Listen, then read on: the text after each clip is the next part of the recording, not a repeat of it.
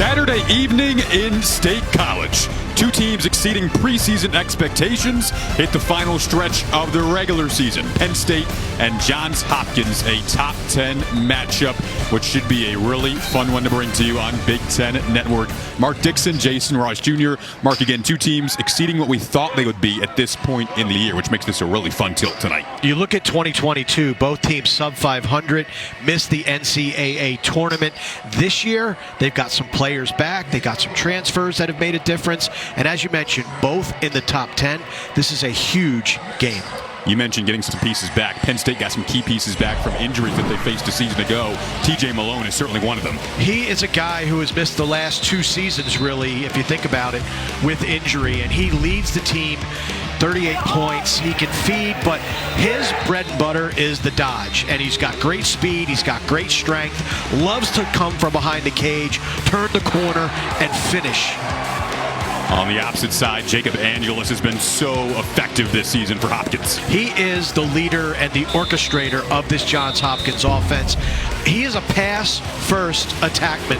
Look at the touch, finding Russell Melendez on the backside. Earlier this year against Loyola, Angelus missed the game, and you saw how much he means to this Johns Hopkins offense.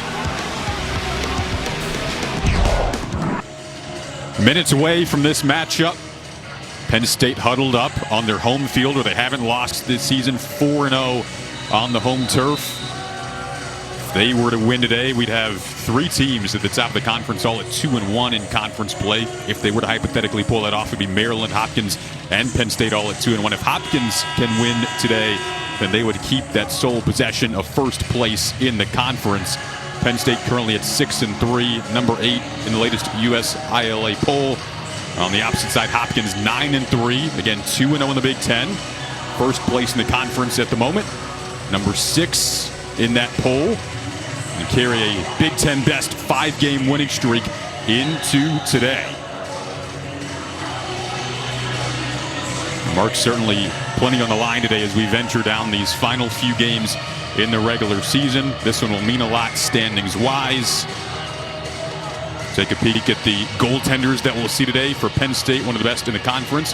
Jack Frasian currently has the top save percentage in the Big Ten. And he's a guy who has brought stability and consistency between the pipes for Jeff Tambroni and this Penn State team, something they lacked last year. For Hopkins, Tim Marcial, Great Falls, Virginia native, making his 12th start this season. Started in the second half of 2021 and really led a run for Hopkins. They went to the Big Ten championship game, lost to Maryland that year. He has been terrific. Pulled against Michigan, wasn't feeling great, wasn't seeing the ball super well, but he has been a difference maker and the linchpin of a very good, much improved Hopkins defense.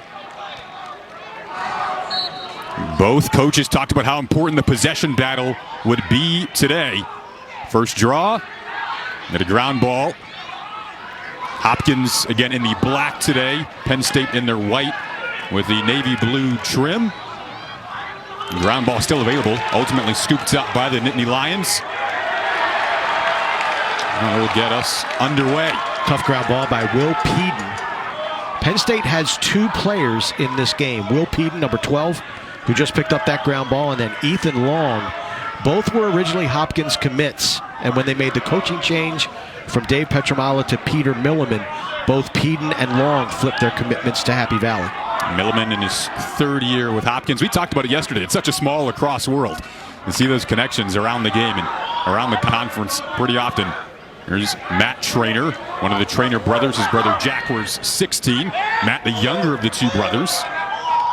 Penn State coming off a win over Ohio State, 17-9. It was a big one for them. The Traynor brothers had a combined 6 goals in that game, by the way, as they operate here. 25 on the shot clock for the Nittany Lions. TJ Malone, who we highlighted in the open. Back to Matt Costin. 15 on the shot clock. Jack Traynor feeds it across. The first attempt denied. This possession will go back to Hopkins. Tim Marcial, short in stature, but plays beyond his height. Made himself big, makes the save there. Penn State goes in the crease Hopkins with their first clearing opportunity of the evening. And Marcial, 5'7", 160, so like you said, pretty small in stature, but has a great game. Scored a goal this year. North Carolina did the 10-man ride, and he stuck it from about 60 yards. It's always a point of pride you take not only into the locker room after the game, but really throughout the rest of your career. Absolutely. And we're getting a look at the Hopkins starting lineup. Matt Collison has been terrific as a freshman. Russell Melendez has been on a hot streak lately as well. It was Melendez who just dished it off to Matt Collison. Proved himself as one of the best young players in the country, Collison. Both teams like that two-man game behind the cage, as we'll have a man-up situation coming up here. I think that's going to be a slash against Penn State. You could hear it in the stands. And Hopkins will have the first man-up opportunity of the game. Angeles sneaks inside, and it looks like it's going to be more of a push. You heard some contact, but there you see the defender pushing Angeles into the crease from behind. Looks like Alex Ross was the guilty party there. So the man-up opportunity for Hopkins. Melendez, as you pointed out there, 17 goals on the season. I expect him to be on the doorstep pretty often. Angeles kind of runs that quarterback role. 31 assists on the season. 6th nationally in that category when it comes to assists per game. Here's Melendez. Hopkins working out of a 2-3-1. Degnon whips it wide. Great skip. Skip passes like that really loosen up the defense, and if you can see and skip to the backside, you're going to have a much better chance to score a goal. 22 seconds left on the man-up opportunity.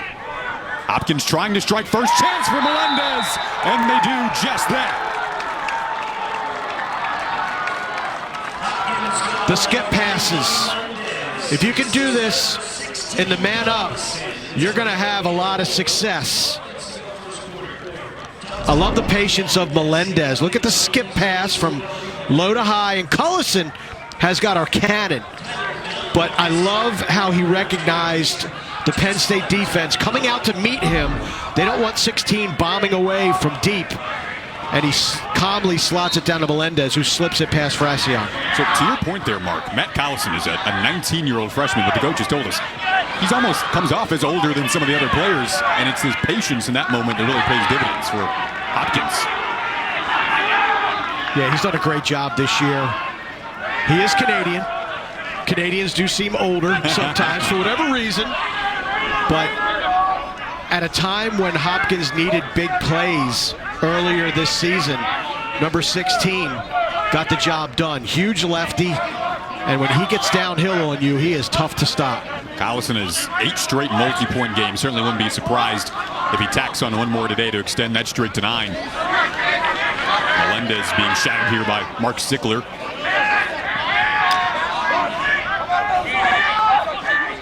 Melendez once more. Sickler was right on him, didn't matter. Melendez with the bounce shot. He's already got 2 goals. It's going to be easier said than done, but I think that's one Fracion is going to wish he had back.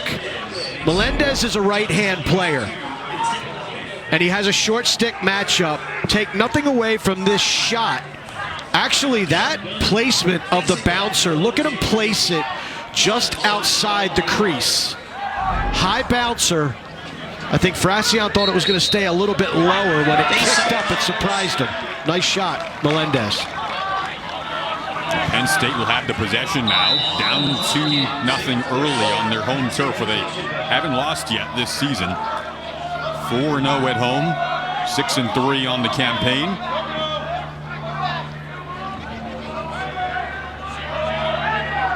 Penn State picked up that first Big Ten win of the season against Ohio State after a close loss to Maryland. Jeff Tambroni had a heart-to-heart with his team. The Monday after that loss to Maryland, said they reacted really well. We're out in the practice field under their own volition in the film room, really reviewing a lot, and that paid off against Ohio State. They're down 2-0 here. Ground ball available, scooped up by TJ Malone, the grad student from Pennsylvania. Westchester native, surveys the situation. 35 on the shot clock for Malone, tries to sneak it in, and he's able to do so. He's saying goal mouth. Goal mouth, okay. Goal mouth violation on TJ Malone. I'm going to assume before we see the replay that Malone got in there, got the shot off clean, was not fouled, and under his own volition landed in the goal mouth. That was a nice move by TJ Malone, but got to stay out of that ice cream cone right there, Jason. Do we always like to stay out of ice cream cones? That's a difficult task. Have you seen me? No, I do not. But, you know, that goal mouth is the no-fly zone. No trespassing if you're an offensive player. Peshko down the alley, then right in front, sends it wide. It's a no-no if you're on the field. Absolutely. Hopkins off to the 2-0 start. Both goals from Russell Melendez. Long bid denied by Frassian. Nice save there. Now can Penn State clear, facing this Hopkins ride. Ground ball scooped up there. Ultimately, Penn State is able to clear now into transition. Yeah, nice job by McVicker. Good ride by Hopkins. They get him to cough it up. He kept his composure, picked up the ground ball, and gave it back to his goalie. And it looks like we're going to have a timeout for Penn State. They're taking an early timeout. I think Jeff Tambroni feels like his team is a little disheveled right now, wants to settle them down. Here is the goal that was taken away. He ducks underneath the check, TJ Malone does, so there's no push, and his own energy carries him into the goal mouth. No goal, Hopkins up, 2-0. Look at Penn State head coach Jeff Tambroni, 13th season. We'll see if his crew can get something rolling offensively here. Matt Traynor cruises around the cage. Like to operate in that two-man game again behind the cage with picks and whatnot. We'll see if they do that. Here's Matt Costin, moving and grooving, backs it back out. Kevin Winkoff, 48 in white for Penn State, has been a really good addition to the roster this season. One of 4 transfers that have played a key role in the turnaround for Nittany Lion Lacrosse. Winkoff has been terrific. Patrick Deans not playing for Hopkins today due to injury. Carson Brown, number 11 in black, is their LSM1. Long shot, nullified. Looks like it went off the leg there of Alex Mazzone. 7 on the shot clock for Penn State. Matt Traynor, 3 on the shot clock. See if he can get something off in time. He didn't. Hopkins catches a break there. A lot of stick swinging against Traynor instead of moving their feet. Traynor got to a good spot. Marcio makes the stop. Short time on that shot clock, but if I'm Hopkins, majority of that possession, they did a good job of moving their feet. And they gotta keep that up to here tonight. This is a very athletic, very quick Penn State offense. Melendez is thinking about an early hat trick already. Shots favoring Hopkins 6-1.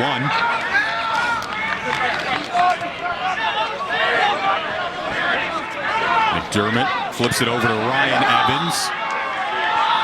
Forced to drift back out by the watch of Jack Posey.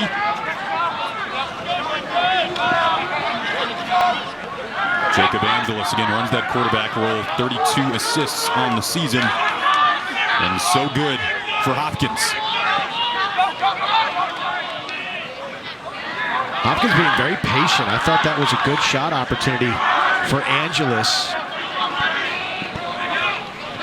Degnon, he'll take shots when he has them, leading this team in goals. That one simmers wide. I think it nicked the pipe because the referees did signal for a shot clock reset. So Hopkins now with 60 seconds left to shoot. This second midfield unit has been very productive for the Blue Jays. This man with the ball right here, 49, Ryan Evans. Several key goals this season. And then when you look at Brooks English, he's come up big over the last month of the season. And Casey McDermott missed 5 or 6 games with an injury. Him back in the lineup makes this unit tougher. Save from Frassian there. able to deny Evans. Evans, English, McDermott, that second midfield line for Hopkins. Here's Evans again. A hard hit near him. We'll have a man-up opportunity on the horizon here. Yeah, I think they're going to call unnecessary roughness as Jack Posey blew up Casey McDermott as he tried to set the pick. And Penn State touches up, and here comes the second man-up opportunity for Hopkins. Looks like it's going to be a cross-check on Posey. Posey putting together an All-American season. Here is the pick, and Posey lifts those arms, hands spread, and levels Casey McDermott. The rule is if you see the pick, you can run through the pick. You just can't cross-check, illegal body check, unnecessary roughness, the pick. So if Posey would have just run through that with his shoulder in a regular fashion, it would not have been a foul. But because of the chin music, Hopkins goes man up. Degnon with it. This Hopkins team leads the all-time series 13-4. And they have ended Penn State's season the last 2 years, Mark, and that's something that is certainly on the minds of every player on this field for if you're a Nittany Lion right now. And Jeff Tambroni said, you know, something that we don't want to harp on too much. We don't want to think emotionally. We want to think analytically. But it's certainly there in the back of our minds. They didn't want to use the word revenge. Yeah, motivation, I think, is more the word that Jeff Tambroni used with us. And when we asked the question, you could see it in his reaction that it stung. You know, that Hopkins, the last 2 seasons, Penn State's last game has been against Johns Hopkins because they've ended their season in the Big Ten tournament. So definitely looking to get that monkey off their back, but more importantly, just another high-quality win to help their metrics, the RPI strength of schedule. Penn State has already beaten Yale. They beat Penn. They beat Cornell. They should have beaten Maryland. Maryland got 4 goals out of their short stick D middies, and Penn State committed a lot of unforced errors in that game. And credit Maryland for making plays, but Penn State, you walked off there being like, yeah, this team's for real. That was a 13-10 loss to Maryland, but then bounced back with a 17-9 win against Ohio State. The shot clock winds down there. Hopkins is playing great defense, and Jeff Tambroni wants the call that Jack Posey got flagged for as Hopkins ran through a pick there, but again, I think they ran through it clean versus the cross-checking motion that Posey made. Hopkins only 1 shot. I'm sorry, Penn State only 1 shot in the game. So not only is Hopkins playing really strong defense, they're not even giving Penn State anything to shoot at. Been an excellent start for the Blue Jays. You and I watched both coaches meet with the officials as they always do before the game, sorting out how things might be called. Tambroni maybe didn't like that last one. Yeah, and it's communication between the refs and the officials throughout the game that's so important to having a healthy interaction, a healthy contest between 2 high-level lacrosse programs. And you got to imagine, Jason, the conversation around the lacrosse landscape here today was, what about the color of my team's gloves? Meanwhile, the conversation is about Russell Melendez, who has a hat trick and the first 3 goals of the evening for this Hopkins team that's off to a hot start on the road. And he scored them all 3 different ways. One was taking a feed and scoring down low. One was sweeping across the face of the defense, left-handed from about 15 yards. And this one, look at the little head nod that he gives Frassian.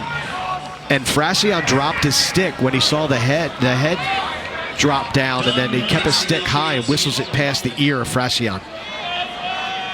We spoke to Coach Malone about Russell Melendez, called him a unique piece, gifted physically, and skilled with both hands. We're seeing how dynamic he is in the early stages of this game. He, up until late, had been a hot and cold player. He'd give you 3 goals, then double donuts, then 4 goals, then double, very inconsistent. He's been on a tear as of late. And Melendez was a guy that you watch play in the fall for the Blue Jays, and you're like, okay, he makes this team different with his speed, with his skill, his athleticism. And I think what the Hopkins faithful saw in the fall, we're now getting a full dose of that on a weekly game-to-game basis.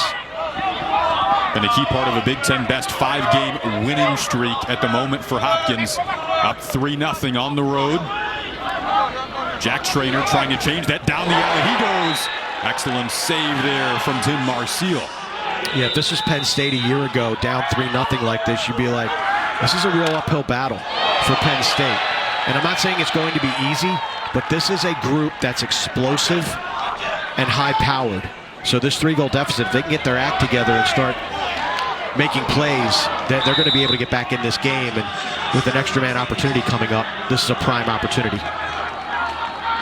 TJ Malone took the worst of that to earn the extra man opportunity here for the Nittany Lions.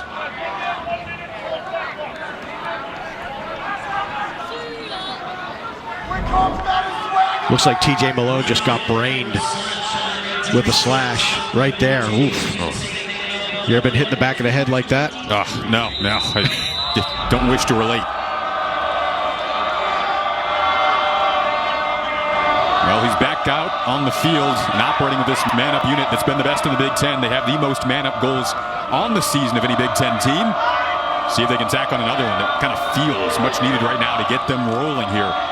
Winkoff had intentions that time for Ethan Long. It looked like a situation of you zig, I zag. That was a great skip pass, but Ethan Long didn't look like he was ready for it. Looked like he actually moved toward the crease and out of the path. Yeah. Maybe, trying to shoot it before it was in his stick, but look at the ride. Nice defensive play, trying to turn it into offense for the Nittany Lions. Jeb Brenfleck couldn't settle down. The ball turned into a ground ball and ultimately scooped up by Hopkins, killing time off the man-up clock that you see is at 10 seconds now. 90 seconds left in this opening quarter. Shots favoring Hopkins 11-3, all 3 goals from Russell Melendez, who has hit the 20-goal mark on the season thanks to this hat trick. Penn State with their 5th turnover of the game. Hopkins now with their 4th. Penn State back in transition. Malone dropped it off. Opens up for Malone in front, the fake, and the shot that doesn't turn into a goal. Another save from Marseille. Highway robbery. Tim Marseille has been a difference maker for this Johns Hopkins lacrosse team. Many people thought he should have been the starter last year. He gets the opportunity again in 2023, and he is playing at a very high level. It's his 12th start of the season, and it's been a dandy so far. Just a beautiful save from Tim Marseille. You have to love the patience of the Penn State offense, moving it around for the best shot. And this is TJ Malone, the sky whammy, big stick fake. And Marseille, look, he bit, but he's athletic enough and quick enough to get his stick down. So he matched stick on stick, even though his body and his feet left the earth. He still matched stick on stick and is able to stone Malone on the doorstep. Just robbed him while in the air, as you mentioned. The feet and the body left the earth. There remains 3-0 thanks to that save from Marseille. 50.4 to go in this opening quarter. Talked about how important of a game this is for both teams. Again, Hopkins, if they win, they keep that first place all to themselves. Penn State trying to create what would be 3 teams at 2-1 at the top there with Maryland and Hopkins. But right now, it's all about just this moment for Penn State trying to climb uphill here. Yeah, so Rutgers gets their first win yesterday, overtime against Michigan. Maryland come from behind, overtime victory over Ohio State last night. Hopkins with the win becomes #1 all by itself. All 6 teams will make the tournament, and you'll have 3-6 and 4-5 play in a quarterfinal, and then you'll have the semifinals and the championship. There's a week between the quarterfinals and the finals, with the semifinals on that. So Saturday quarterfinals, Thursday semifinals, Saturday championship game. Teams at this stage of the year, Jason, would love to be 1-2 to get a week of rest, another week of preparation, get their guys healthy. At this stage of the year, you mentioned it earlier, guys are beat up, guys are nicked up. Anytime you can get some extra time to heal and feel better, that's a bonus. Your favorite time of the year. We're fired up for it. Absolutely. 50-degree day in State College with spring on the horizon. 70-degree temperatures expected this upcoming week throughout the state of Pennsylvania. 3-0 start for Johns Hopkins. Half a minute to go in this opening quarter. Interesting timeout for Hopkins. I'm not sure they necessarily needed that. They weren't really in trouble up 3-0, but I think they want to play for the last shot here in the first quarter if it's not there off of a primary, and not give Penn State an opportunity to get on the board. Every moment calculated at this stage of the season. Here's Melendez looking for room to fire, and that is number 4 of the opening quarter for Russell Melendez. I think the timeout paid off. We mentioned Jacob Angelus missing the Loyola game earlier in the season. So did Russell Melendez. And look at the little fake that he throws. Brings it back, and it threw off Frassian. So Melendez has confused Frassian on 3 of his 4 goals. And that's just confidence and poise. Getting the goalie to move before you take the shot. That'll do it for an opening quarter of play that sees Hopkins go up 4-0 on the road in this pivotal late season conference matchup. It has been all Melendez going for the coveted Holly Farms player of the game. Gets to the middle of the field, sticks it, and that one, a thing of beauty. This one on short time. It's been the Russell Melendez Show in State College. Lacrosse and the Big Ten Network is brought to you by State Farm. When you want the real deal, like a good neighbor, State Farm is there. Pretty shots of the Penn State campus on a beautiful Saturday evening. Russell Melendez, 31 in black, has been the story of the day so far. The only goal scorer tonight, Melendez is the first Hopkins player with 4 goals in a quarter since Joey Epstein had 5 in a second quarter against Towson in 2022 last year.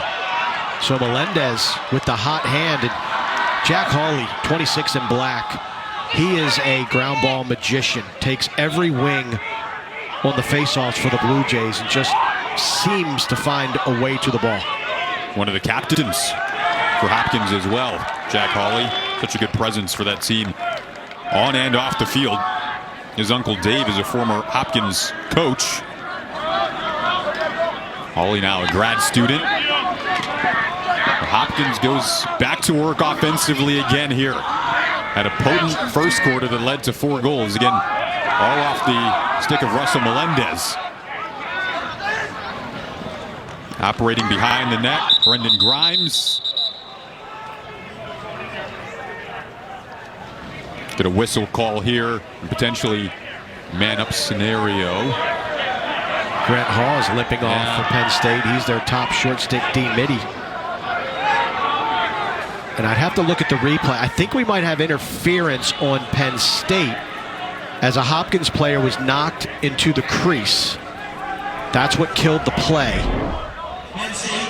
Alex Ross, 32nd technical foul for interference. Yeah, so interference on Alex Ross of Penn State. That's his 2nd foul of the game.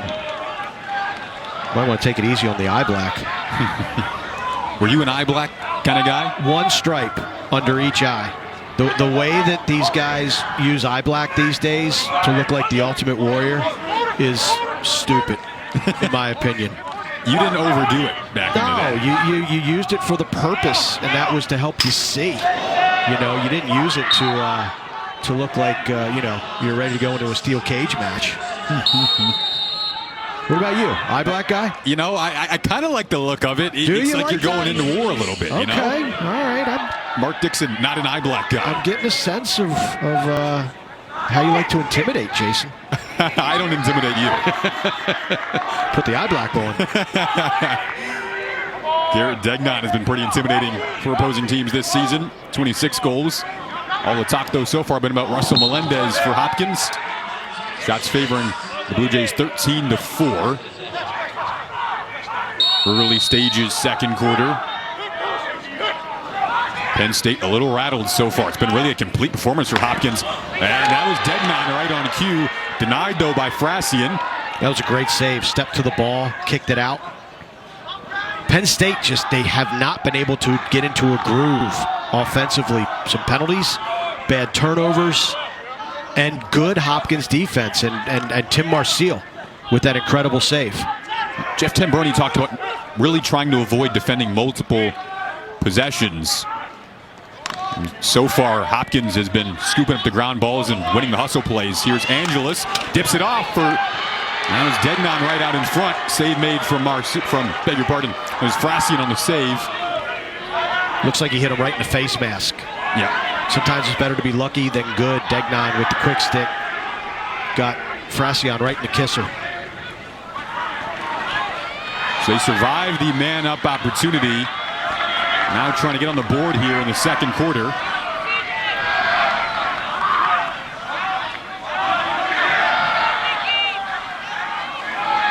Here's Winkoff again, who's been such a good addition and has transitioned so well into a Penn State uniform this season. One of 4 transfers. Got multiple key pieces back from injuries as well, including TJ Malone, who's been so good. Matt Traynor as well, as there's another save from Marseille. Marseille standing tall. He's seeing the ball well. Struggled 2 weeks ago against Michigan in really bad weather. Was replaced by Caracciolo. The transfer from Bryant did a really nice job. But then Marseille came back last week against Rutgers, had a good game and another Hopkins win, and he's playing well thus far tonight. Mark, we saw his feed there to start the clearance as well, and a pretty good transition, fairly smooth for Johns Hopkins. Say kind of an underrated aspect for a goaltender to be able to make that pass? It's a very necessary component to clear the ball, and to clear the ball smartly. You know, if you can get it up and out to create transition and put pressure on the defense and get early offense, that's critical. But the second part of that is just being smart with your outlet passes, taking care of the ball, putting your guys breaking out in a position to catch and get out of harm's way. Because if you don't do it that way, turning it over and giving second chance possessions really puts a lot of strain on your D. That second midfield line that you've liked for Hopkins back out there. Evans, English, McDermott trying to add on to this lead. It's already 4-0. Ground ball scooped up by Penn State. Yeah, good job by Penn State defense. Brooke English kind of ran into no man's land there. Gets depossessed, and we'll see if Penn State can start putting it together. TJ Malone receives this feed. Talked about him in our open. There's 5 shots so far for the Nittany Lions.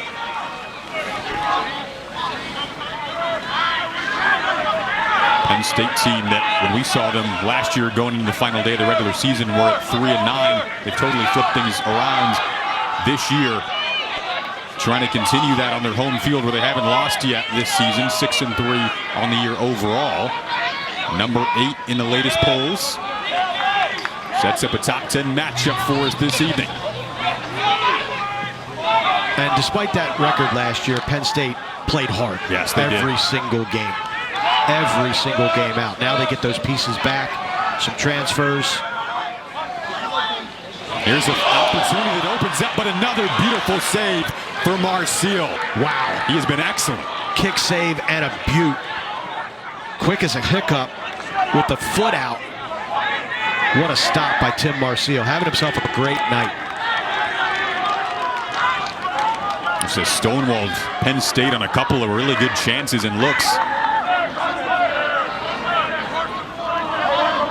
Here's Johnathan Peshko, Ontario native.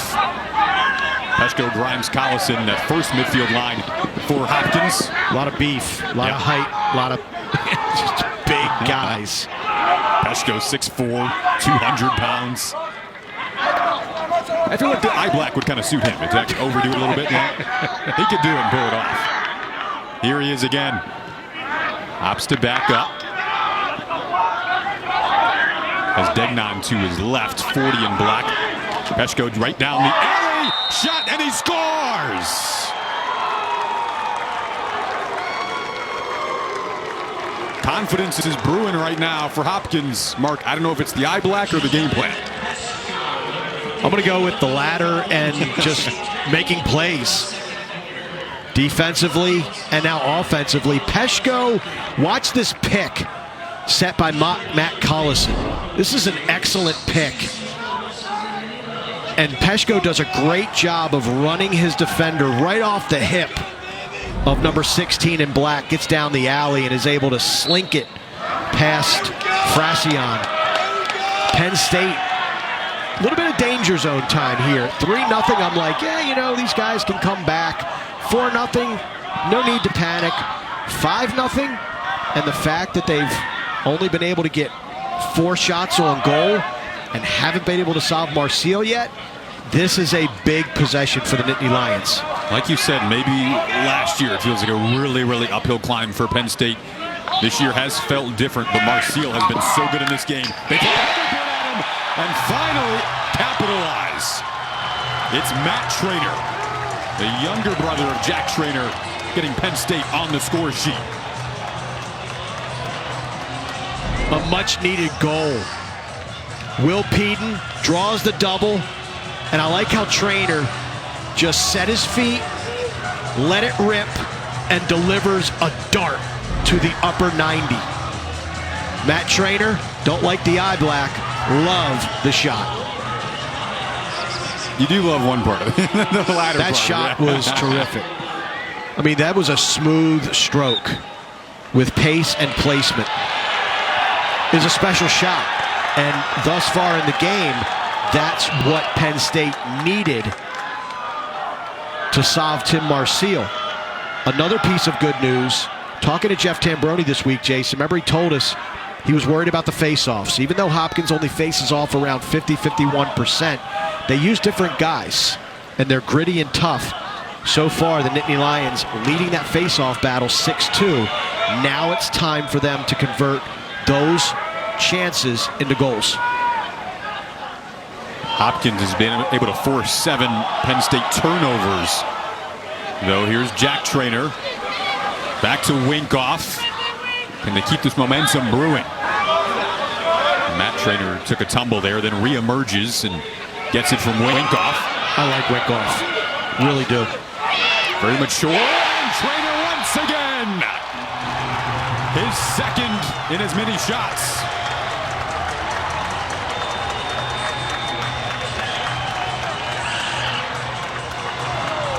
Matt Traynor answering the call. Watch him get leverage, soaks up 2 checks, keeps his feet moving, gets to the middle of the field, and 5 holes. Tim Marseille through the wickets. We saw him with his feet set. Now we've seen him on the run. Matt Traynor, 2 gigantic tallies for Jeff Tambroni's Nittany Lions. Has 24 goals on the season now, the sophomore. So Russell Melendez has 4 of the 5 Hopkins goals. And all 2 of these quick Penn State goals to answer back have come from Matt Traynor. Got possession again. Love the matchups here. Scott Smith, he's a gritty defender, very tough. Mazone, a little bit more of the finesse guy, number 6. And Zulik is the guy, is the glue guy. He's the one that holds them all together. Low-key goon, number 44 in black. He will crush you if you come into his neighborhood. Matt Traynor goes across. This is corralled by his brother Jack. Now TJ Malone curls around. Out in front, shot, they score!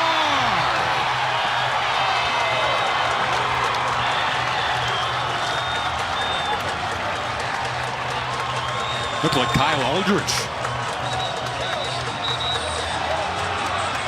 Panzermonium, the crowd is woken up. The Penn State Nittany Lions, 3 in a row. Look at this silky smooth feed from TJ Malone. That's beautiful. Little flip feed across the field, and Aldridge, feet set, target attained, missile delivered. 5-3.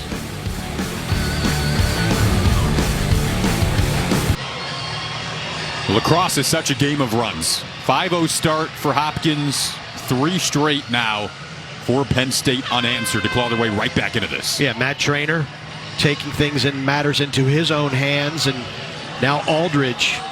That feed from TJ Malone, that was beautiful.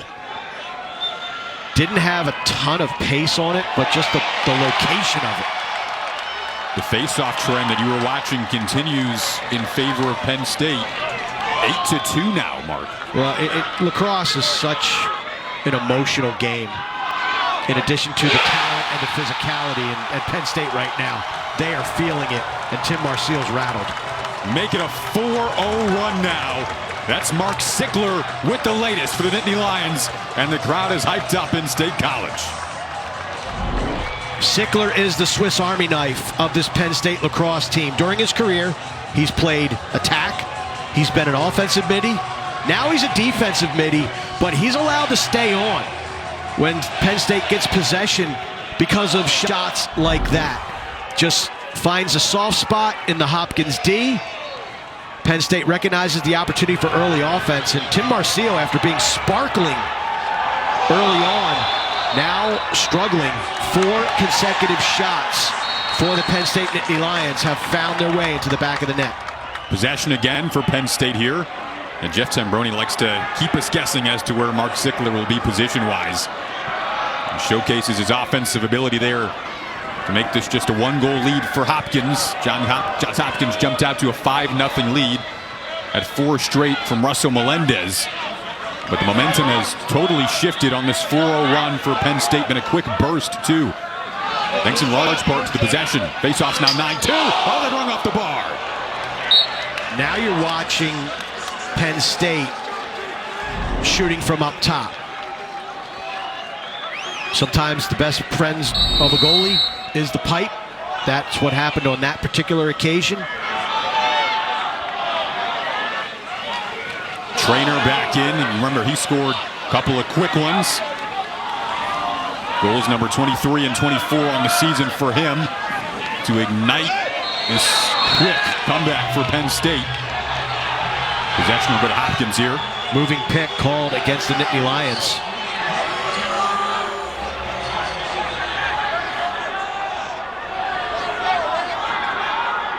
Penn State coming off the 17-9 win over Ohio State. That was their first Big Ten win of the season. As you can hear and see the crowd standing up, making their voices felt a bit more than we heard in the early stages, with the momentum rising for Penn State. Meanwhile, Hopkins coming back, trying to answer. Degnon, save from Fracion. This has been about, what, 3.5 minutes since Hopkins has had a possession. Good opportunity for Degnon there, but watch Fracion just stand his ground. Jackson Raposo, short stick D midi. Peter Millman told us this week that we might see him at some point with a pole in his hand due to Patrick Dean's not being available. They're Hopkins running with Carson Brown and Nick Kaufman, but to give them a little bit more depth, number 20 in black may pick up a pole before this is all said and done. Been fun to watch the resilience of this Penn State team. You mentioned last season kind of found ways to lose games at time, but this year they're finding ways to be resilient, and in this case stay in it and come back to trim this Hopkins lead down to a goal. That bid simmers wide, and possession will stick with Hopkins here. You see the hustle play. I like how Penn State has picked up their energy. They came out a little flat, and now they've picked up the energy, and Hopkins has been counterpunched. Let's see if the Blue Jays can settle down and get another one. Wow. They answer back. Get the lead back up to 2.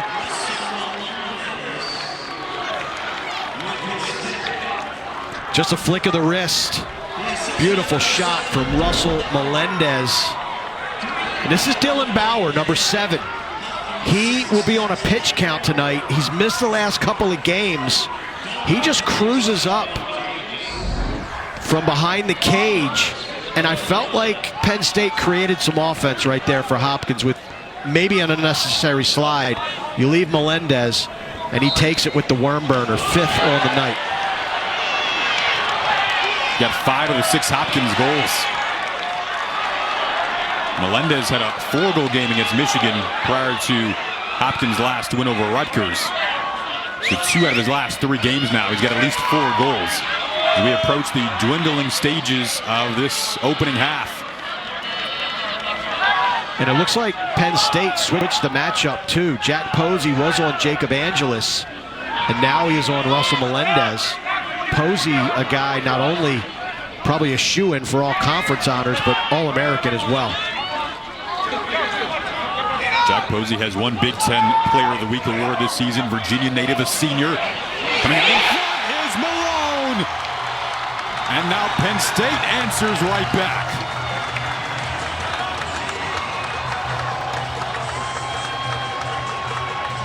Malone, great shake and great burst, especially behind the cage. When you're at a standstill, no one goes from 0 to 60 better in the Big Ten Conference than number 7 in Happy Valley. He just took Scott Smith, a terrific defender, and a guy who will probably be all conference in his own right, and made him look like a traffic cone. Malone's such an excellent finisher on the inside. You see, you can get this ground ball possession again to Penn State.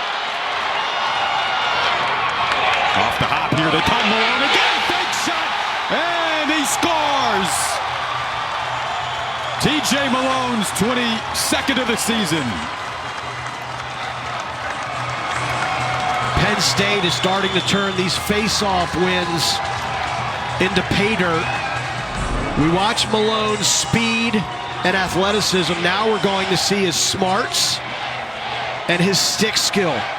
Ducks underneath the defense of Scott Smith, increases his angle by tiptoeing the crease, throws a couple stick fakes, gets Marcial off his line, and then puts it into the net.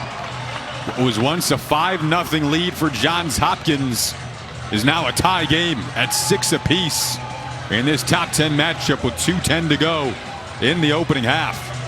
Prompts the Hopkins timeout. Yeah, I wasn't comfortable when it got to 5-0 for Penn State, but boy, did they respond in a hurry. And they've just kept the foot on the gas. Hopkins trying to catch their breath, much like Penn State was. You know, maybe about, 15 minutes ago in real time? And look at the face-off advantage again. That graphic was just up. 11-2 for Hopkins. That is making them play a ton of defense here in the second quarter. Putting a lot of pressure on that Blue Jay defense, and all of a sudden Tim Marcial is under siege. He's got 4 saves. Fracion has 6. But Marcial, help me out, Jason, I don't think he's made a save during this 6-goal Penn State run. He had the pipe shot, right? But I think all 4 of those saves, he has not made a save after these 6 straight goals by Penn State. It doesn't feel like it with how quickly this Penn State avalanche has arrived. Those first couple from Matt Traynor were in the blink of an eye, and since then, momentum has really shifted in favor of the Nittany Lions. Yeah, that face-off total really jumping out off the page. 11-2 in favor of Penn State. Make it 12-2. Well, now you got Naruski out for the Blue Jays. So Hopkins has used 3 different face-off men.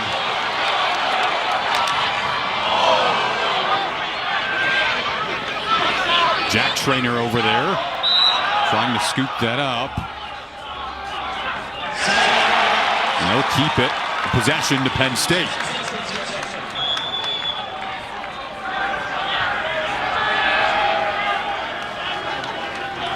Matt Traynor again at the first 2 to start this run. Now Penn State has the lead on their mind. We approach the final 90 seconds of this opening half. TJ Malone so crafty in behind the cage.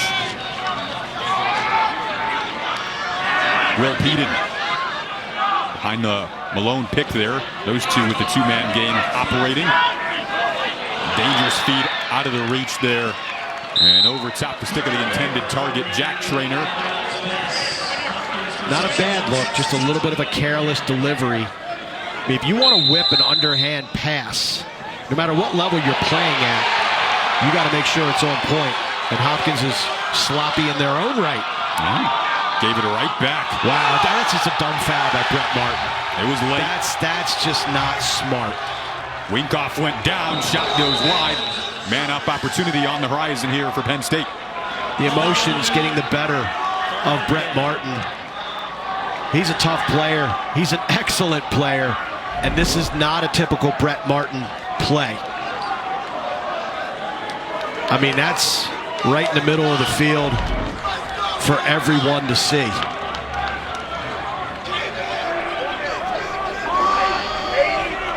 Now Hopkins will be a man down. Penn State, again, so good on the season in these scenarios. 0 for 3 so far this evening. And they gave him unnecessary roughness. So that'll be a minute penalty. Hopkins, man down for up to 60 seconds. Essentially, the lead will consume the remainder of this second quarter.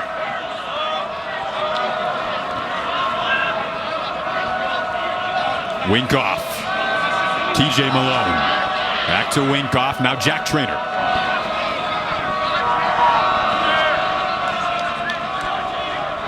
You dish it around. Lane opens up and they take advantage. And Penn State has the lead thanks to Jack Traynor.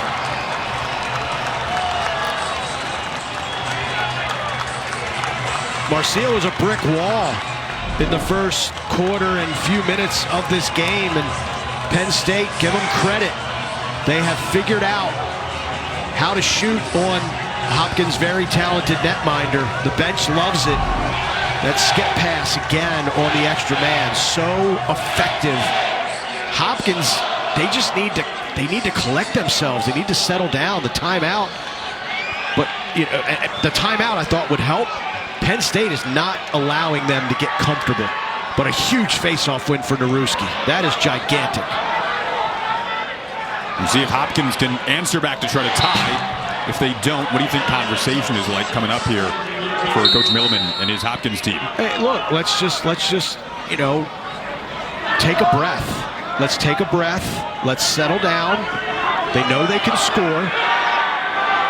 Let's get after it this next 30 minutes. Hopefully they can get one here, tie it up, and give them some momentum going into the locker room.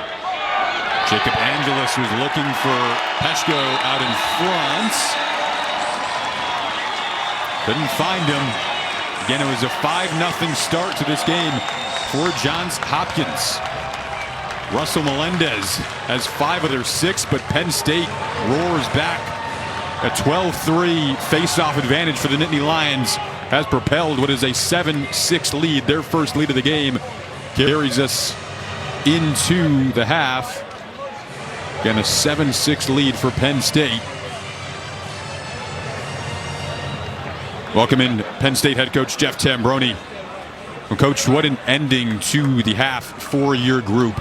We talked about the resilience from last year to this season. What do you attest to the resilience we've seen so far in this game? You know, I'm proud of the way the guys fought back. I don't think we got off to a great start, obviously, by the notion of the scoreboard. But Johns Hopkins did a great job at both ends. They were making it really difficult for us in our offensive end, and they were being very efficient in their offensive end. And, you know, I think Chase Mullins gave us a real opportunity in there to have a few more possessions, which we needed. And guys started to see the ball go in. Their goalie was doing a great job. And I think once we started gaining some confidence and energy, it started changing tides. So we got to do a good job of just trying to keep that going in the second half. You mentioned Tim Marcial and his ability, especially in that first quarter, to make saves. What did you guys change, if anything, shooting-wise, to find success? Yeah, you know, I don't think we said anything other than just stay confident. We thought we were getting some good looks. He was making some great saves, and sometimes that's just the way it is. He's a really talented goalie, and I felt like our guys needed to just kind of, believe in themselves. Sometimes when you see that first ball go in, it changes everybody's mindset. So Matty Traynor's goal, I think, just changed the complexity of our shooting, and thankfully some of those went in the second quarter. Thanks, Coach. Appreciate your time. Good luck in the second half. Great. Thanks, guys. Well, again, it was a 5-0 start for Hopkins thanks to Russell Melendez. But Penn State flips the script, and as Jeff Tambroni mentioned, changing the complexity of this matchup. 7-6, Penn State lead.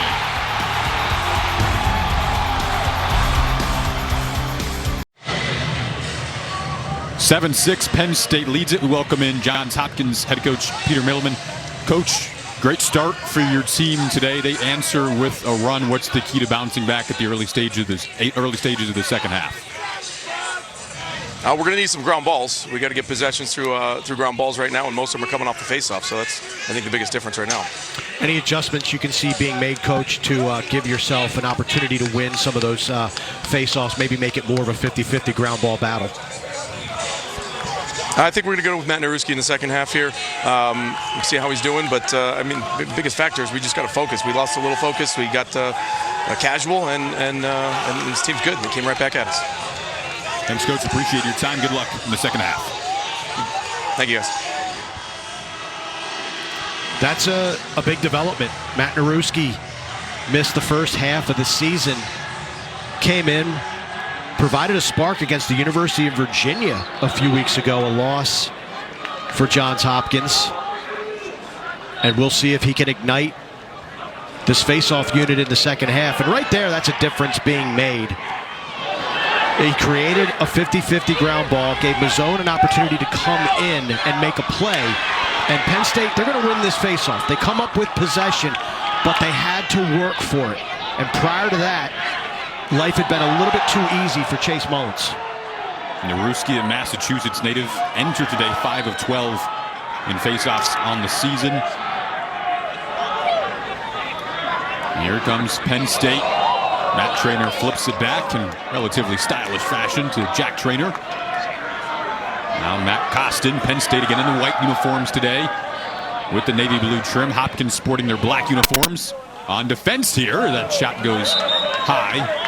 And over top, Tim Marcial, who was superb in the early stages of the game. It was just under duress, really thanks in large part to that face-off number that heavily favored Penn State in the second quarter. Now they've got possession again here, but trying to scoop it up as that pass went high and over the reach of Matt Traynor, so Hopkins will regain the possession. Yeah, over and back violation. Once the shot clock hits 60 seconds, that midfield line becomes like the Bermuda Triangle. Ball can't go in it or you'll lose it. Hopkins catches a break on the turnover. Now they can try to get back into a rhythm on the offensive end. Remember, Hopkins has ended Penn State's season in the Big Ten tournament each of the last 2 seasons. So Peter Milliman, the head coach for Hopkins, told his team, hey, if you're not fired up, they certainly are for this matchup. We've seen Penn State's emotions really come out and be controlled well as that skips by Frazione in the midst of this comeback for the Nittany Lions. And a little, Coach Milliman just talked about Hopkins being casual. That was a little casual on the run out for the Blue Jays. Heady play by number 24, Kyle Aldridge, beating the Jays to the end line. But again, sloppy turnover for Ohio State. What is it about the end to our left here at Panzer Stadium in the shadow of the Bryce Jordan Arena, which is in the shadow of Beaver Stadium? Real. I mean, what is it about that end? It's a beautiful multi-facility setup. Perhaps a little intimidating. Meanwhile, 7-6 lead for Penn State. Hopkins operating again here. You know, the possession battle will be so big entering today. It's favored Penn State. There's a bounce shot. Maybe kissed off the post. Tough defense by Grant Hawes. We saw him limp off in the first quarter. Glad he's able to keep playing.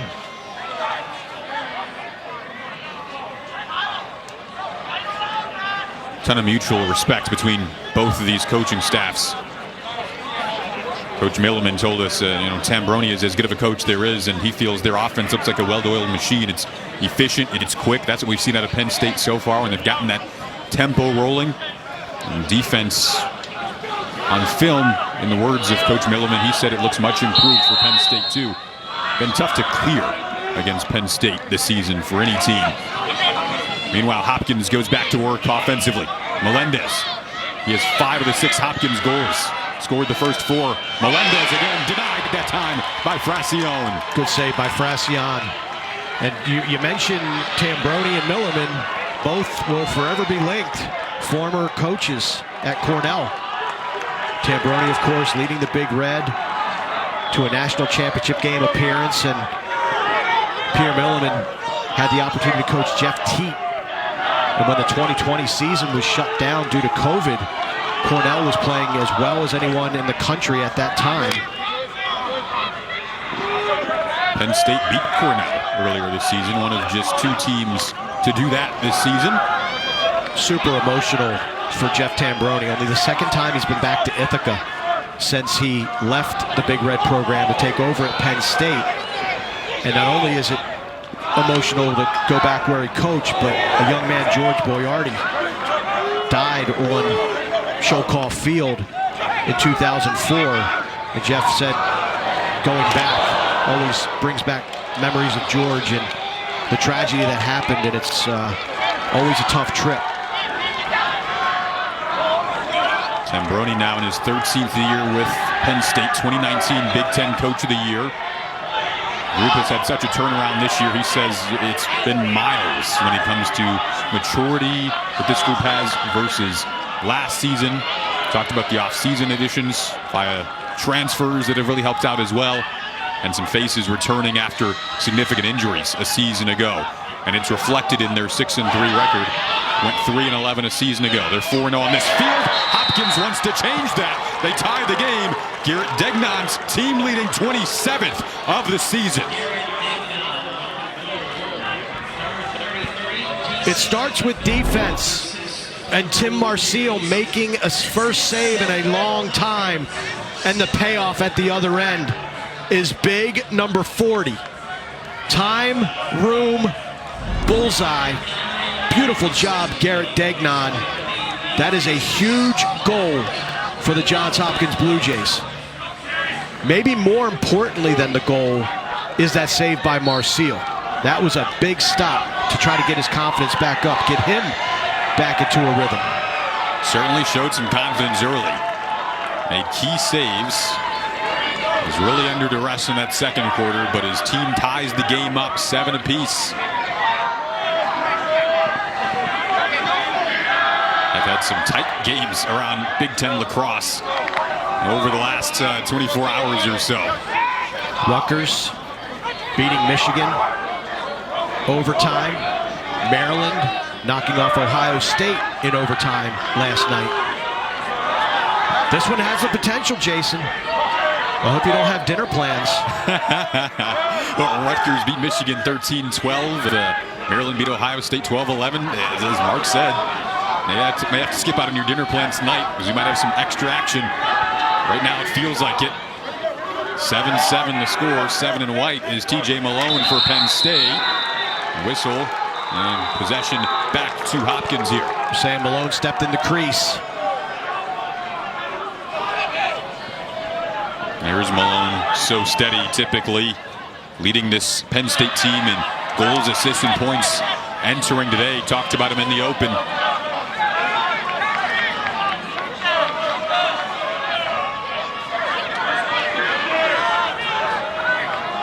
Still early stages, third quarter. Hopkins with the goal to tie it after a big save from Marcille. Now they go back to work offensively here. Jacob Angelis in that quarterback role dishes it off. Posey with some heavy checks. So Posey's on English. That means Melendez is free. And another run out by Penn State. Wow. This Penn State defense playing with a renewed sense of energy here in the second half. They got a good rest during the second quarter as they enjoyed the majority of possessions by a wide margin. Have to wonder what the conversation was like for Peter Milliman, the Hopkins coach, and his team. They do have this tied back up now after a 5-0 start in the opening quarter for Hopkins. What's interesting about when you look at these coaching staffs, defensive coordinator Joe Bucci came from UMBC under the leadership of Ryan Morin. Jamison Kesterer, defensive coordinator for Johns Hopkins, was replaced by Joe Bucci at UMBC. So a couple of retrievers with coaching pedigree out there on the field. And Brian Kelly served as an assistant during the COVID year, 2021, when he was the then head coach of Goucher at Division III school in Baltimore when they elected not to play. Jack Traynor fires wide. Ohio State and Maryland left on the schedule for Hopkins. Not easy to close out the final stretch. Again, Hopkins sits atop the conference at 2-0 in Big Ten play. If Penn State were to win this one, it would create a scenario where 3 teams would be at 2-1 in conference play: Maryland, Hopkins, and Penn State. Could set up a dramatic final couple of weeks in the regular season. There's Jeff Tambroni, Penn State coach. Talking to his offensive coordinator, John Hawes. Big brother to Grant. You know that family very well. I do. Their father, John Hawes Sr., was my 9th grade phys ed teacher at Loyola High School. John was an All-American at North Carolina, also a Loyola High School graduate, and then left Loyola to become the defensive coordinator at Johns Hopkins, and then became the head coach at Washington College, won a Division III national championship, went back to Hopkins, led the Blue Jays to 2 national semifinals, then coached at his alma mater, North Carolina, now the head coach at Lebanon Valley College in Pennsylvania. Gotta love how small the lacrosse world is. Yeah, he's a grandpa now too. John and his wife, Katie Schwartzman Hawes, All-American Georgetown winner from the University of Maryland, now the director of operations for Penn State women's lacrosse, had a baby. Hard to, it's hard to believe that, like, you know, guys that you. I remember John Hawes when he was born. You know, Coach John Hawes of Penn State, running around the Hopkins track with his brother. And now you look at him, and he's a dad in his own right. John Hawes is a grandpa. Not getting any younger, buddy. The sport of lacrosse is a family. That's the voice of Mark Dixon. Jason Ross Jr. with you as well from Panzer Stadium. 7-7 game, little under 6 to go in this 3rd quarter. Matt Traynor patiently maneuvers, interchanging places there with Will Peden. Now here's TJ Malone, closed off. Oh, a shot, picks the top right corner, and Penn State retakes the lead.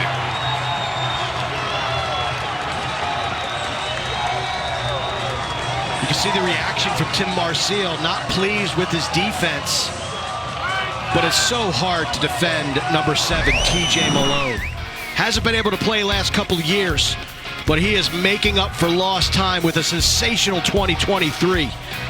Look at the spin back to the left hand, the shot, the bullet, upper 90. Penn State back up by 1.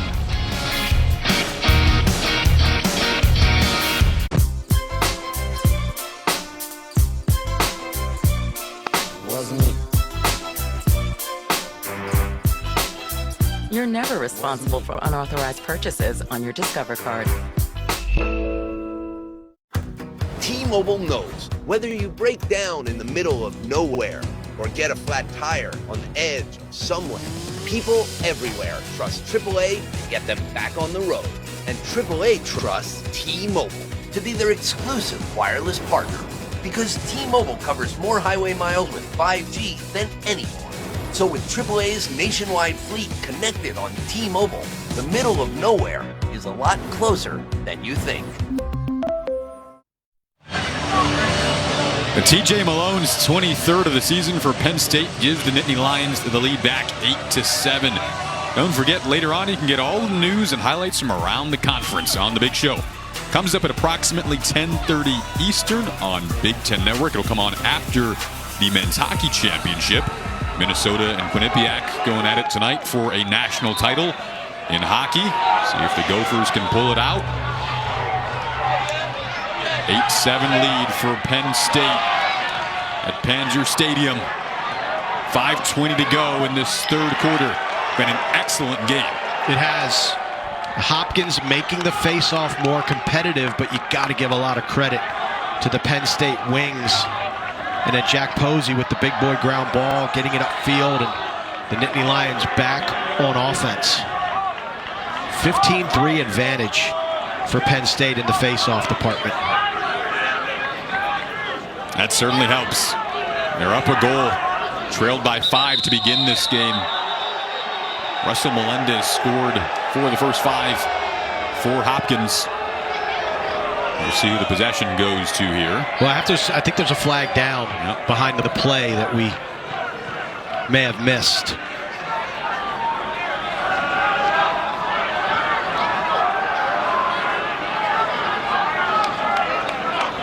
Number 77, Jaronsky, 30 seconds for legal procedure. Penn State man up 30 seconds. So it's a legal procedure call against Hunter Jaronsky as Hopkins offensive coordinator, assistant coach John Crawley speaks to Jaronsky in the box.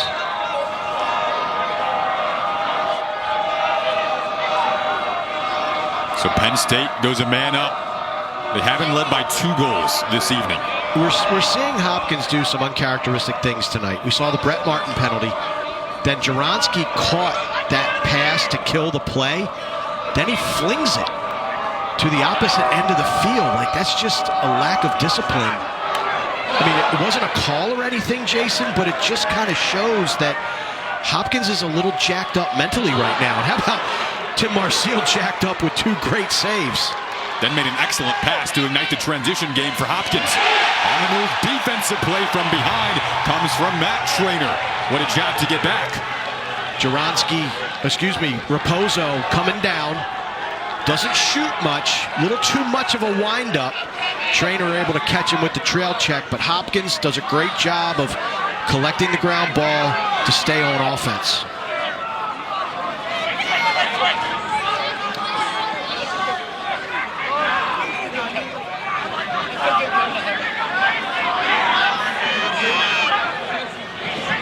Here's Angeles, who's been relatively quiet today. Another uncharacteristic place, particularly from him.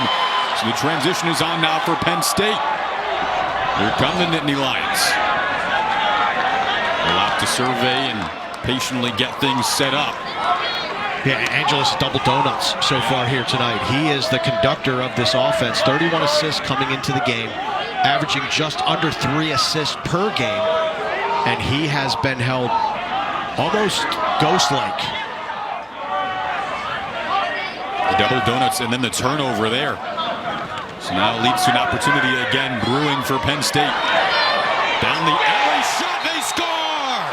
First 2-goal lead for Penn State, thanks to Jake Morin.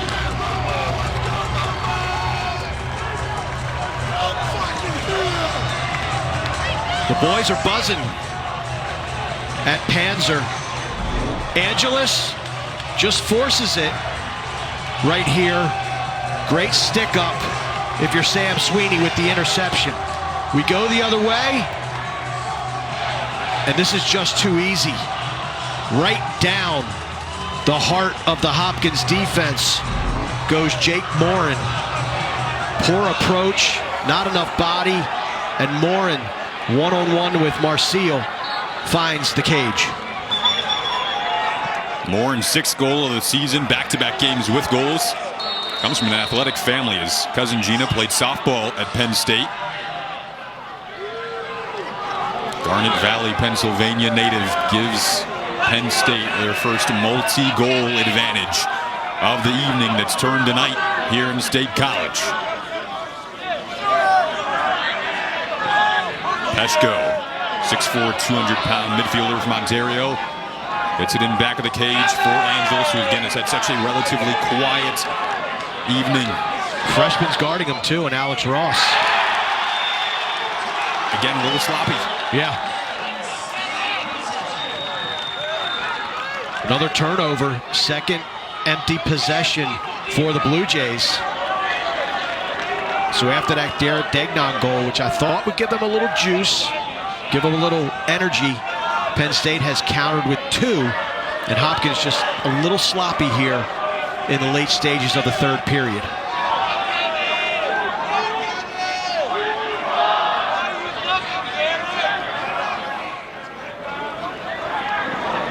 Hopkins has been so balanced offensively this year as well. We've seen so many different players get involved. And while Matt Traynor, he's had such confidence today.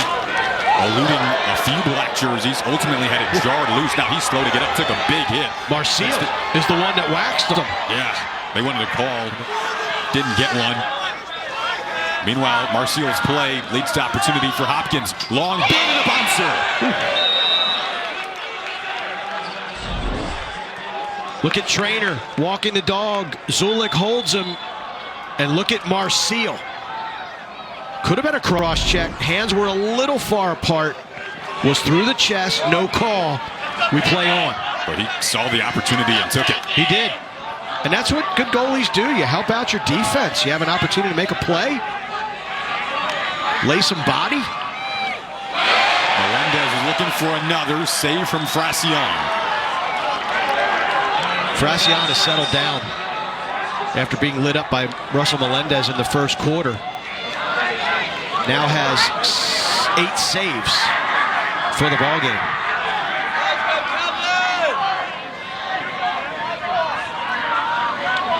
Shot clock and game clock virtually identical, Jason, so we'll see if Hopkins elects to play for the last shot. They do have Angeles being guarded by a short stick. This is a favorable matchup for the Blue Jays.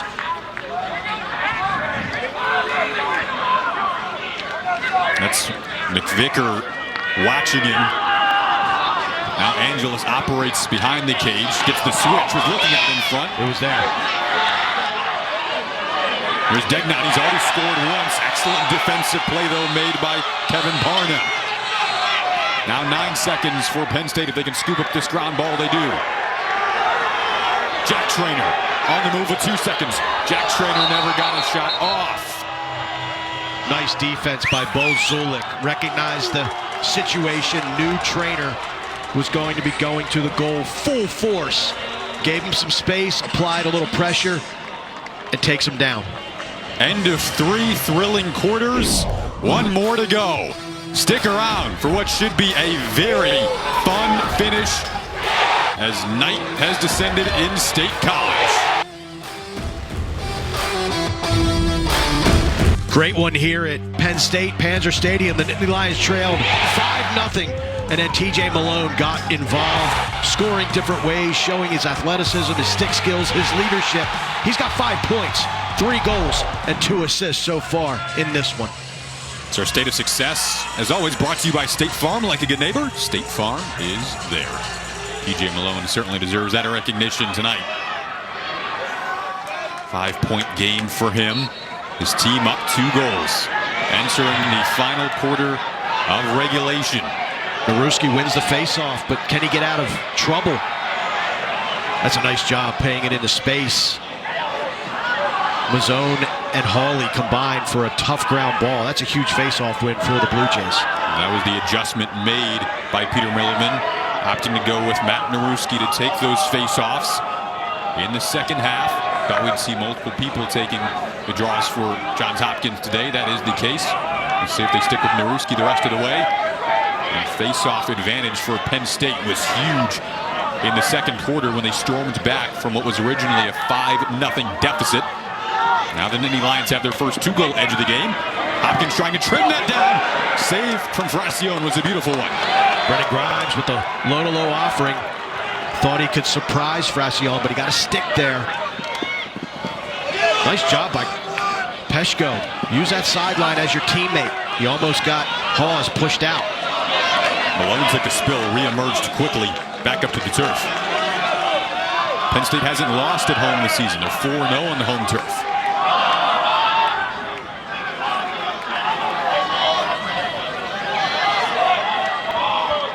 And maybe they don't want to use the term revenge, but their fan base certainly wants revenge for Hopkins having ended their season in the Big Ten tournament each of the last 2 campaigns. Here's Winkoff. TJ Malone, again, 3 goals, the hat trick, couple of assists as well. Looking in front. Oh, he nearly had assist number 3. Marcel. Did he get a piece of it, or did that just go right? Yeah, no shot clock reset, so I think it just went wide. Shot clock's at 22. Jack Traynor. Winkoff.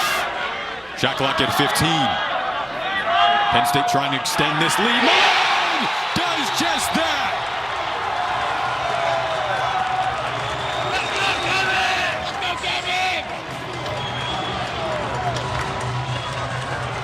Before the first shot, Malone had a short stick matchup, and it didn't work out. This time he gets it back and just jukes around the cage. He's that first step for TJ Malone, so explosive. The heir apparent, or the heir, I should say, to Grant Ament when Ament retired, but injuries sidelined Malone the last 2 seasons. He's got Ament burst with the goal-scoring ability, whereas Ament's burst was meant to free himself to be one of the best feeders college lacrosse has ever seen. Malone has a little bit more of a scoring aspect to his game than the Penn State legend Grant Ament. Largest lead for Penn State now, thanks to Malone's 4th goal of the game. Hopkins coming into this game riding a 5-game win streak. And they're no stranger to coming back from deficits to win games. His longest current win streak in the Big Ten. Fracione, as Mark mentioned, has really settled in. Nice outlet feed to ignite the transition. But when these teams look in the mirror, they kind of see one another. Tough, gritty, coming off of brutal seasons a year ago. Never quit, chips on their shoulder. Who's going to win out tonight? Both with such mutual respect for one another have exceeded preseason expectations. Especially this Hopkins team. Again, currently 1st in the Big Ten. Good defensive play there, and it's a TJ Malone turnover. But look at Mazone go for the ground ball, and there's 4 white jerseys chasing him. Where's the help for Johns Hopkins? The energy level right now for Penn State, they're out matching the Blue Jays. Kind of felt that way since the 2nd quarter. Nifty move to split through traffic there from Jack Traynor. Ultimately, though, coughed it up.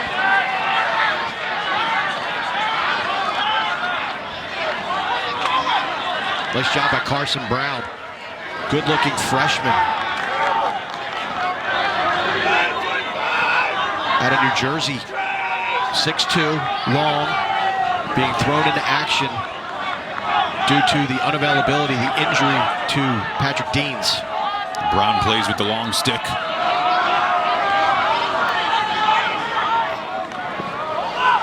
Here's Jacob Angelus. You can expect to see him with the ball more often than not. But again, it's had a quiet evening. Russell Melendez for the Hopkins goals. Injected 5 of the Hopkins goals today. Here's Angelus once again.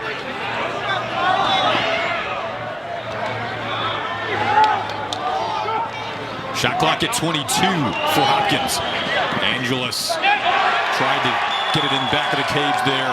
Intentions for Brendan Grimes didn't work out the way he would have liked to. Tipped off of Penn State, so Hopkins retains possession. Grimes again! Underhand delivery trims the Penn State lead to 2 goals.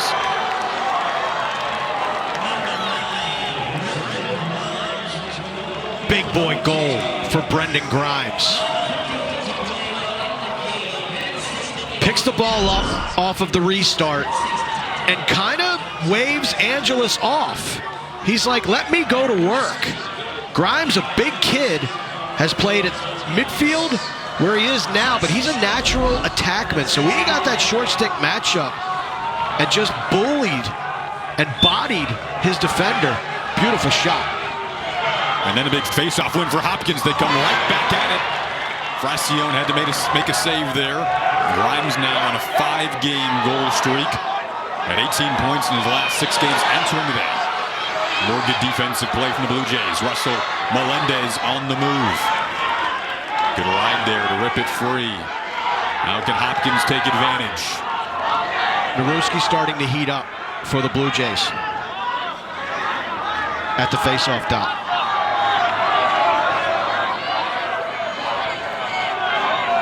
Trying to get on the same page communication-wise here. 9:15 to go in this 4th quarter.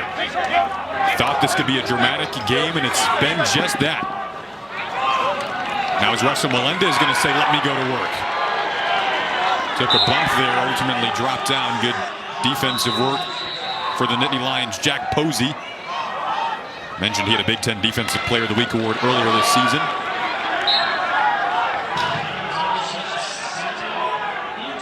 The win over Ohio State for Penn State snapped a 2-game mini skid. That was their first losing streak of the season. Had lost to Maryland prior to the win over Ohio State and had a team meeting after that really paid dividends. That shot finds the back of the net. Second of the night for Garrett Degnon, and it is a big one to now start a little mini run here for Hopkins. They're back within a goal. Big players show up at big moments. And what Hopkins is doing now is they're getting their attack matched up with short sticks. Degnon, a lefty hammer, goes to his weak hand, if you want to call it that. I don't think Frassion expected the shot. And you can see number 50 in white point to his chest and say, guys, that one was on me.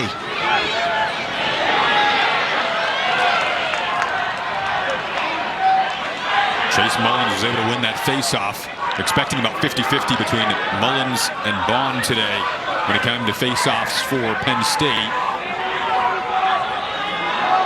That number is now 16-7 in favor of the Nittany Lions. In terms of face-offs, they're up 10-9. It was a 3-goal advantage trimmed to 1.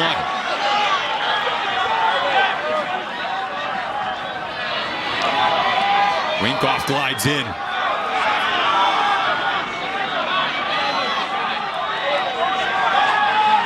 Traynor had those first 2 goals for Penn State that ignited the comeback when they were initially down 5-0. Now TJ Malone. Brett Martin watching TJ Malone. Here's that matchup again. And Martin was able to rip it free.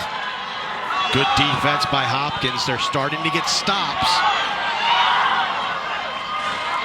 We mentioned this is a Blue Jay team that will not lie down. Yeah, really, neither of these teams will lie down this season, as we at times saw a year ago. And that's created and kind of epitomized the matchup that we've watched today.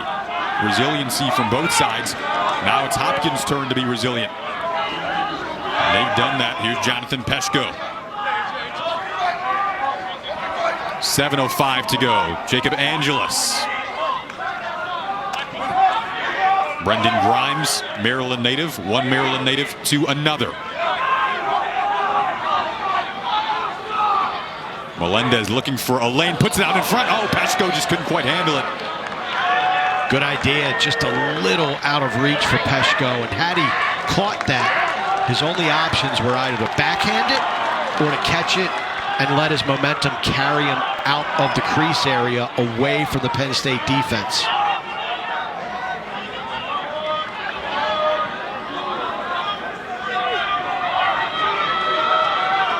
Penn State 6-3 on the season. Number 8 in the USILA poll. Both teams looking for a big win on their resumes. Hopkins 5-game winning streak on the line, down a goal, 6:08 to play.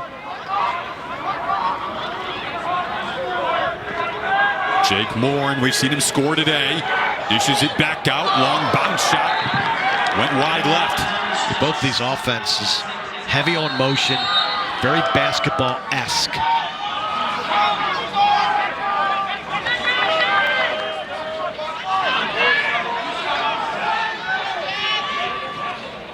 Peter Melendez was expecting the up-tempo look today from this Penn State team. They looked like a well-oiled machine, in the words of Peter Melendez. They looked great last weekend against Ohio State right here at Panzer. Morin once again a bid, and good defense played there from Hopkins. Scott Smith, you talked about how much you admire his work earlier today. One of the better defensive players in the conference. Third good defensive stand for Johns Hopkins. Able to turn him over on the shot clock violation. Now they have to clear.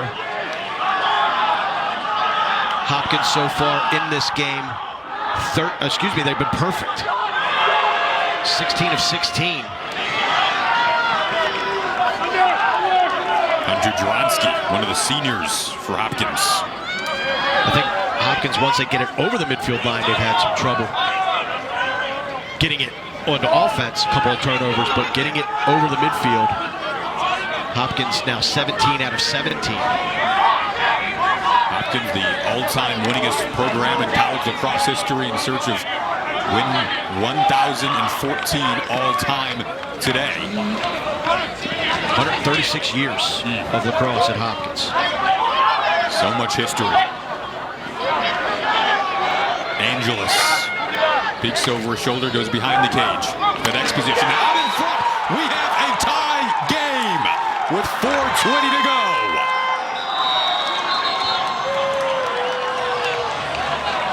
This one will not show up on the stat sheet for Jacob Angeles, but this is a hockey assist for number 23 in black. Look at the attention that he draws. Two guys, hits X, then you hit the backside. Brooks English with the finish. Look at the game summary here. We're now deadlocked at 10 apiece. Hopkins jumped out to the 5-0 lead. Had the place quiet, then Penn State answered back, outscoring Hopkins 7-2 in the second quarter. Really a tale of two quarters to begin this, but resilience from both sides, both coaches. Jeff Tambroni and Peter Milliman, their teams have come to play as anticipated. Hopkins outscoring Penn State thus far in the fourth quarter, 3-1. Nittany Lions winning a big face-off. We'll see what they can cook up here as they try to regain the lead. So many tight games around Big Ten lacrosse just over the past 24 hours or so. Rutgers beating Michigan 13-12 last night, in addition to Maryland beating Ohio State 12-11. In store for another tight one here and a fun finish. 3:40 to go in regulation. Matt Costin for Penn State, off to TJ Malone. TJ Malone around the pick from Costin. Now thinking about the long delivery, there was Matt Traynor, instead dishes back to Malone. Now Costin once more. 30 seconds on the shot clock for the Nittany Lions. 10-10 game. Costin, ground ball, who can find it? Hopkins takes the possession back. Marcel outlets it. I mean, I think you got to give a lot of credit to the Hopkins defense and Alex Mazzone. He's held Jack Traynor to 1 goal in this game. So we're seeing some of the best defenders, not just in the Big Ten Conference, but in the country. And you look around this conference, Mazzone and Smith from Hopkins, Posey, Penn State, Alex Ross, the freshman, doing a nice job on it. Jacob Angeles, Bobby Van Buren, Ohio State, Ethan Rawl with the long stick at Rutgers. Melendez fires and gives Hopkins the lead back with 2:37 to go.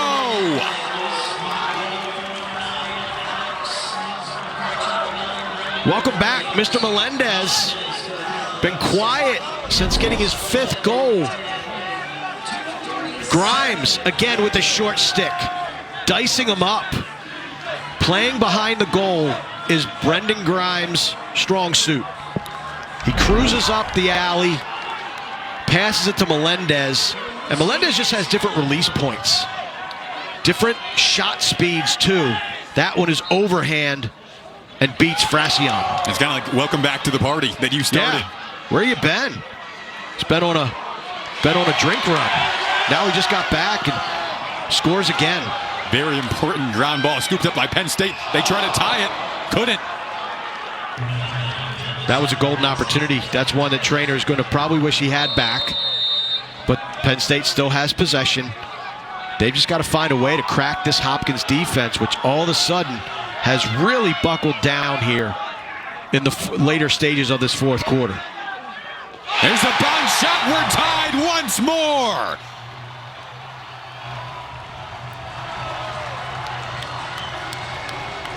What a game. Winkoff this time.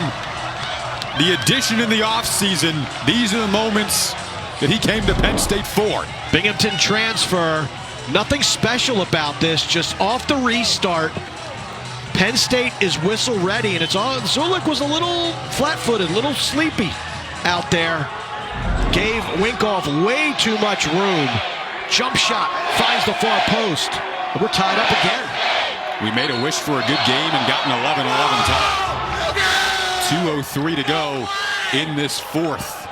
Well, Naruski has been a difference maker here in the second half for Johns Hopkins. He's now 6 out of 13 at the faceoff dot. Just under 50% and a whole lot better than Hopkins did in the first half. And even the ones that he's losing, they're still competitive for the Blue Jays. Inside of 2 minutes to go. Will this one be decided in regulation, or do we have extra action coming up? Angeles, there's a big bump right next to him. Meanwhile, ground ball jarred free. Some aggressive defensive play from the Nittany Lions. Hopkins able to keep possession and stay poised here. Angeles, the senior, with 80 seconds to go in regulation. Both these teams have timeouts left. Angeles, goal line extended, put it out in front there. And there's a flag down. I think they're going to get Ross on an off-ball foul against Jacob Angeles. It's going to be unnecessary roughness on Alex Ross. This is potentially a very costly penalty for Penn State.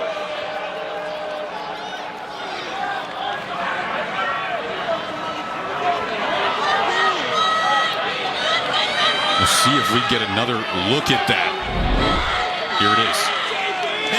No, this was a ground ball earlier. This was, so Angeles was standing there, and I don't know if he was trying to cut or set a pick or what, but you heard a collision, and Angeles ended up on the ground.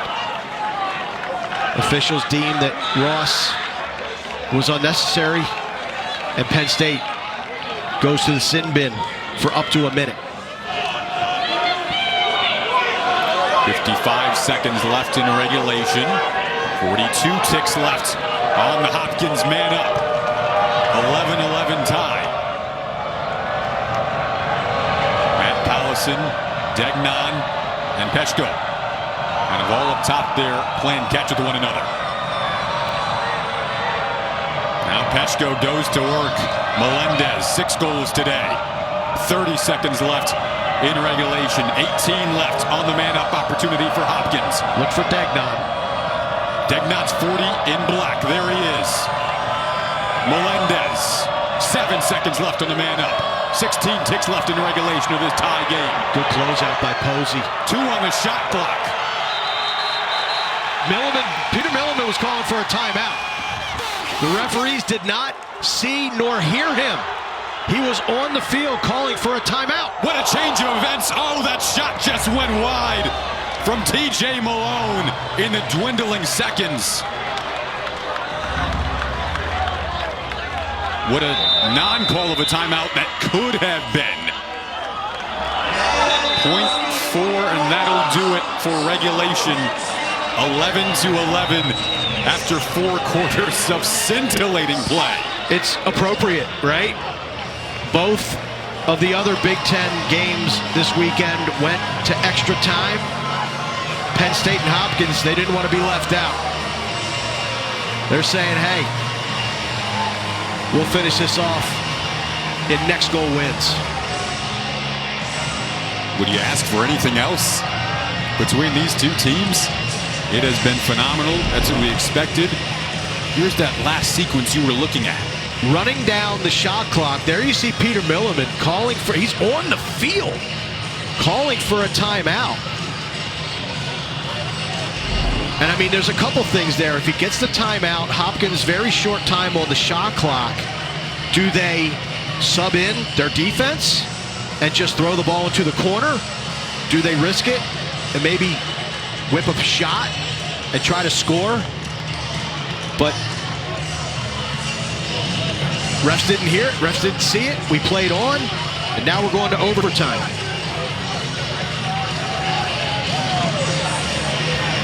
Hopkins has won 8 out of their last 12 overtime games, Jason. This will be their first overtime game ever under head coach Peter Milliman. They've won 10 of their last 15 one-goal games as well. There is Peter Milliman patrolling the Hopkins sideline.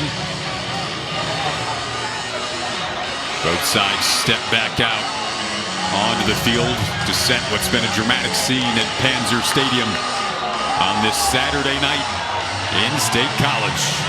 This will be Penn State's first overtime game of the season.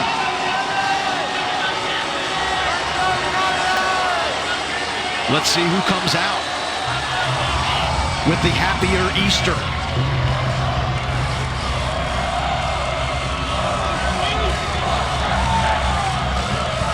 Hopkins trying to stay atop the Big Ten standings. They've won 5 in a row. About the crowds this weekend. Been phenomenal. SHI Stadium was rocking. Ohio State Lacrosse Stadium last night. Picture of beauty and Panzermonium right now. Electric. Penn State hasn't lost on this field yet this season. And they're trying to get to 2-1 in Big Ten play. Big face-off here. Ground ball. 50-50. Who can find it? Hawley. Guy has sonar when it comes to ground balls off the face-off wing. So now here comes Hopkins offensively. They get the timeout. There's the whistle. Certainly heard it. Now here, Mark, what are you discussing for both sides? Well, for Penn State, you've got to defend. And the conversation is, let's watch out for 40 in black, 31, Russell Melendez, and Brendan Grimes has stepped up here in the fourth quarter with a goal and an assist. So I think they're your 3 guys that you're most worried about. But you also have to watch Jacob Angelus. He has made some plays here in the fourth quarter as well. So if you're Penn State, you're talking about what you want to do to stop Hopkins from scoring, but you're also taking that next step. Okay, here's what we do when we get the save, when we get the stop. Let's clear it here. Let's do this. Let's do that. If you're Hopkins, John Crawley drawing it up, I wouldn't be surprised here to see a Matt Collison be in the mix. He's been very quiet here tonight. Great range shooter. He could be somebody that Hopkins could call on to get the ball in his stick and let him unleash. He's 16 in black. One of the best freshmen in the country. If you're Hopkins, I think you stay away from Posey. Posey is a beast. And what shorty are you going to try to two-man game with to get the matchup, to get the favorable matchup? There's Degnon. He scored today.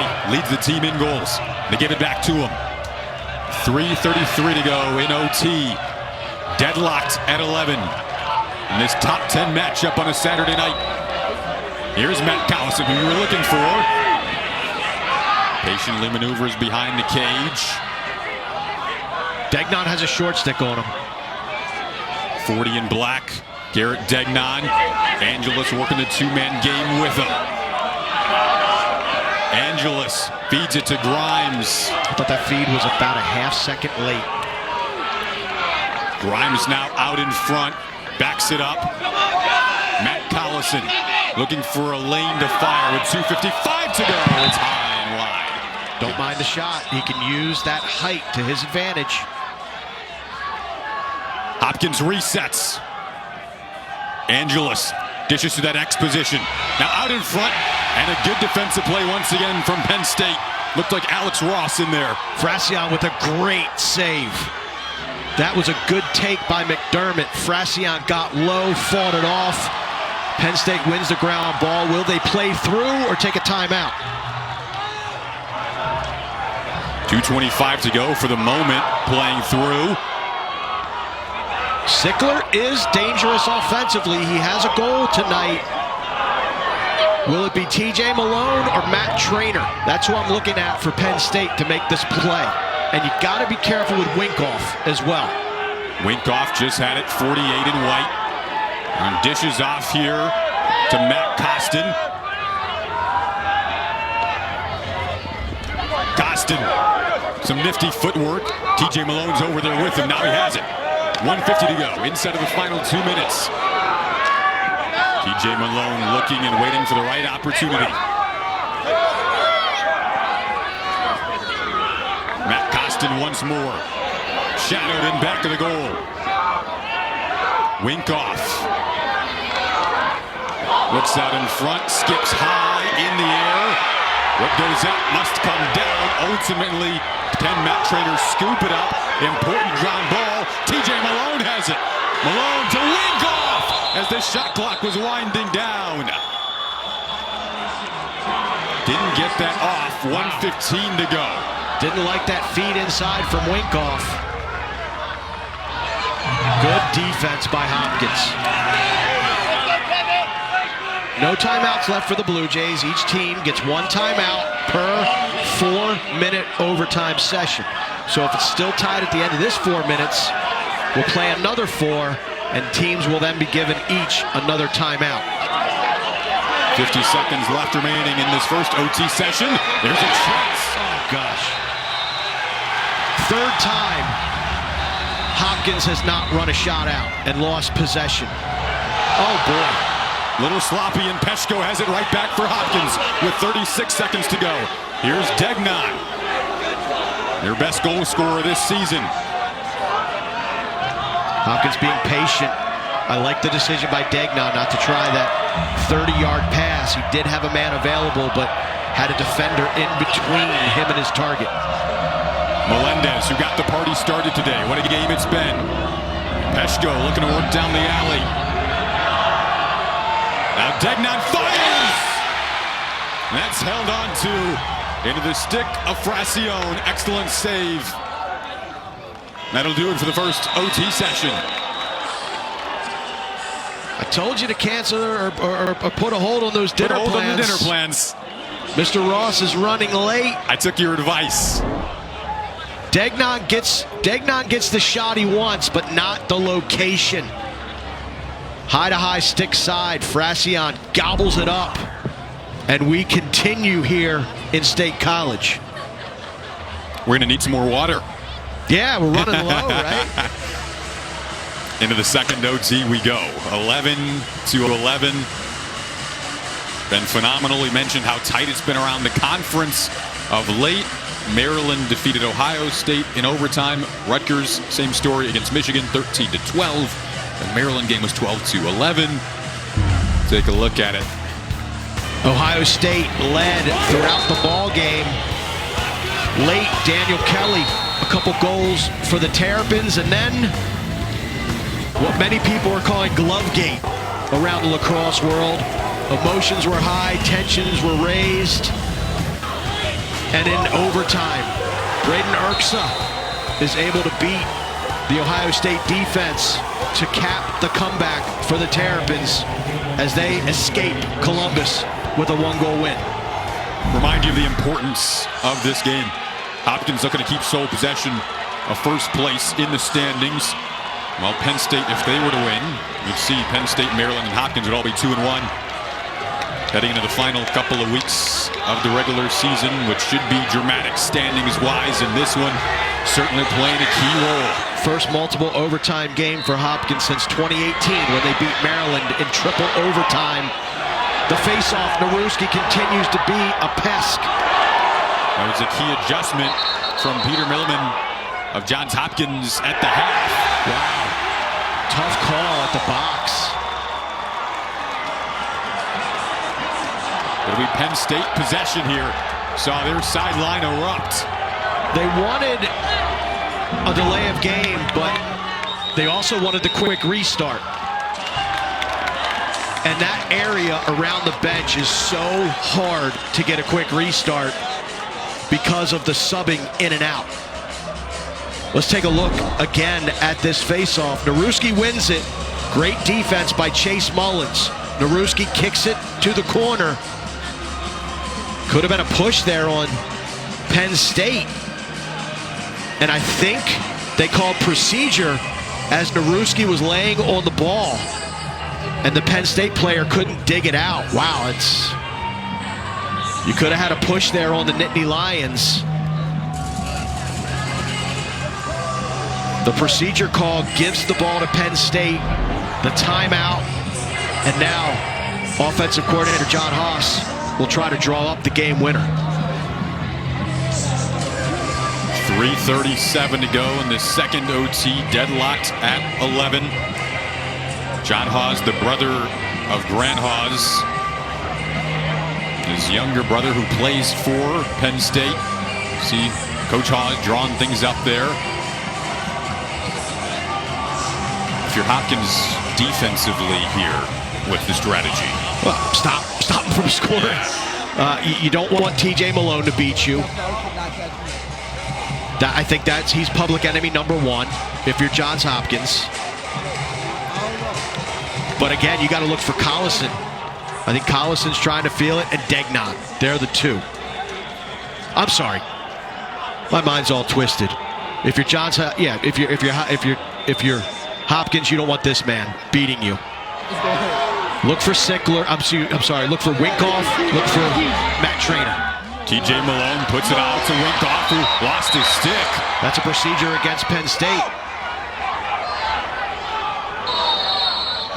Great check. They were looking for Winkoff. That skip pass. They wanted the step down for Winkoff. Hopkins-Zulik got his stick in the passing lane, created the loose ball. Johnathan trying to elude past Matt Traynor. And now Hopkins will use their timeout. And each team gets one in each overtime session. Hopkins will try to draw something up here. Yeah, it wasn't, look, you pass on the push call in overtime. Okay. I don't know if you can make that procedure call then. You kind of got to let the guys dig it out. I don't think Naruski was on top of the ball that prohibited anybody from getting to it. Safety issue, potentially, because you had two guys lying down and guys with big sticks in a tiny space against the sideline. But what do they say? Ball don't lie. Hopkins gets the turnover. They're coming down. They'll have an opportunity to win this game in the second extra frame. Now here's where I could talk about Collison, Degnon, etc. This is the moment for them. Those are the key names. Degnon is 40 in black for Hopkins, and he's leading the team in goals. There's the man that they'll try to get it past, Jack Fracione. Came up with some big saves in that first overtime period. Fracione's got 15 on the game. Hopkins goes to work out of the timeout. Peshko puts it downstairs here for Angeles, their QB, operating from behind the cage. No Collison that I'm seeing out there. Shadowed by Alex Ross here. Angeles operates, little two-man game action. Now Degnon over to Brendan Grimes. Grimes moves in, forced wide. Good defensive effort from Jack Posey.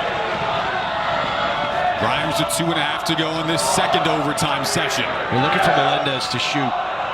He keeps shading out, hoping to get an opportunity at the top of the box. Melendez is 31 in black. Peshko has it now for Hopkins. 10 on the shot clock for Peshko. He turns, trying to get a shot off and couldn't. Ground ball scooped up. Here's Melendez, one more hit. Fracione the save. Hopkins in the crease. Not the worst shot in the world by Melendez, but he had Degnon. The one more to the big lefty, I think, could have ended this. So now it's Penn State's turn. Timeouts are done. Both teams have exhausted their one timeout per overtime session here in the second OT session.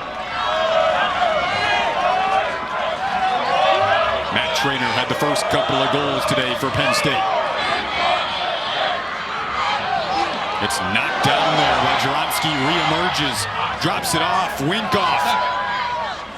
Matt Costin drifting. Winkoff once more.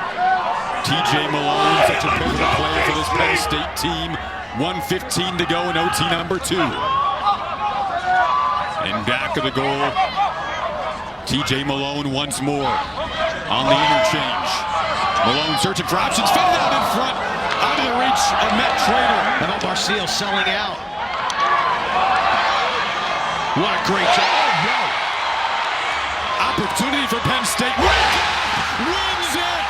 Kevin Winkoff gets rid of the thorn that has been in the side of Penn State, also known as Johns Hopkins. And Penn State wins it in OT.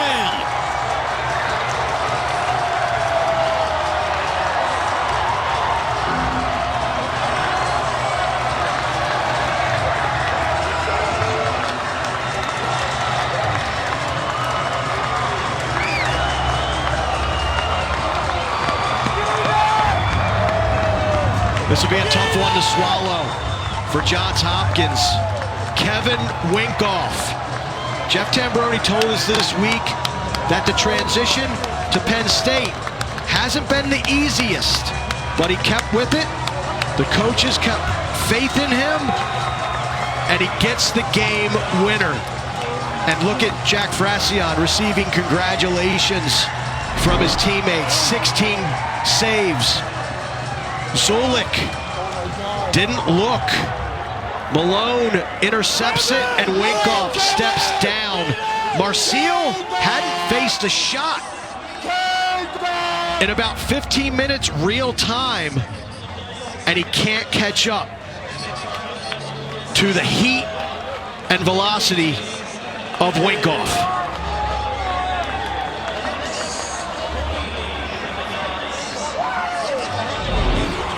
What a game. Took 2 overtime sessions to decide it. And ultimately, Penn State snaps their skid against Johns Hopkins and comes up with a huge victory at home to remain unbeaten on this field. What a game. Terrific game. What a way to close out the weekend. Hopkins, we knew they were going to fight, came back from a 3-goal fourth quarter deficit, had opportunities to win the game in overtime. But Penn State, they're the ones that make the play and walk away with the victory. A deflating loss for a Hopkins team that jumped out to a 5-0 lead to begin this game. But a Penn State team that is so much different than a season ago from a maturity standpoint. That's what we talked about with their head coach, Jeff Tambroni. Miles of maturity in comparison to this time last year. And that certainly played itself out on their home field tonight. It really did. Smiles all around. Such a tough year for Penn State in 2022. And you're looking at 2 guys that are certainly in the conversation for Big Ten Coach of the Year, but I also think that they'll be in the conversation if their teams continue to have success for National Coach of the Year. 2 of the biggest turnarounds in men's Division I lacrosse. Their teams fight hard, never give up. We saw that here tonight. Penn State just made that one play. Got that one shot that you need to go. And TJ Malone takes the interception, feeds Winkoff, unselfish, and the Binghamton transfer closes the curtains.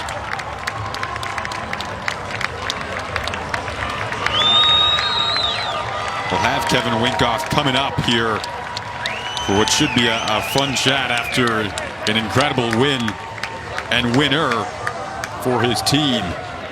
So we'll have him momentarily as you see the 2 head coaches embrace so much mutual respect for one another as we now welcome in Kevin Winkoff. Kevin, congrats on the win. Incredible game. Can see the emotion and exhaustion on your face simultaneously. Walk me through that final sequence that ultimately won it for your side in the second overtime. Yeah, I mean, every time we had the ball, I thought we were going to end it. And the defense played a heck of a job. Jack Frassion in net played unbelievable. Got us the ball, and I was confident in our offense. You weren't here last year, Kevin. You transferred in from Binghamton, but you knew the team was coming off a tough 2022. That included a season-ending loss to Johns Hopkins. What does this win mean to Penn State lacrosse for the 2023 version? Yeah. Listen, people have been riding this team off since last year. I know last year we went 3-11, but every game was real close. So I had a lot of faith in this team, and coming here, I knew we had a lot of potential. So this year, every time we beat a team that's a little higher than us and they say it's an upset, in our locker room, we know it's not. So I'm proud of the guys, and we're moving on. That was not an easy or close-in shot that you canned for the game winner. What gave you the confidence to take it? Sometimes in the last seconds like that, you kind of just black out, and I just caught the ball and I just let it rip. Well, thanks, Kevin. Really appreciate your time. Congrats on the win. Go celebrate. Thank you, I will. Kevin Winkoff scores the game winner in the second overtime. Now the Penn State students can take joy and pride in it, ending their losing skid to Hopkins and getting to 2-1 in Big Ten play. This was fun. Great Martha's game. Pleasure. Top to bottom, Big Ten lacrosse conference as strong as ever. What a treat. We've seen it in the last 24 hours or so with 3 overtime games. Penn State wins this one in double OT. For our awesome crew, Mark Dixon, I'm Jason Ross Jr. saying so long.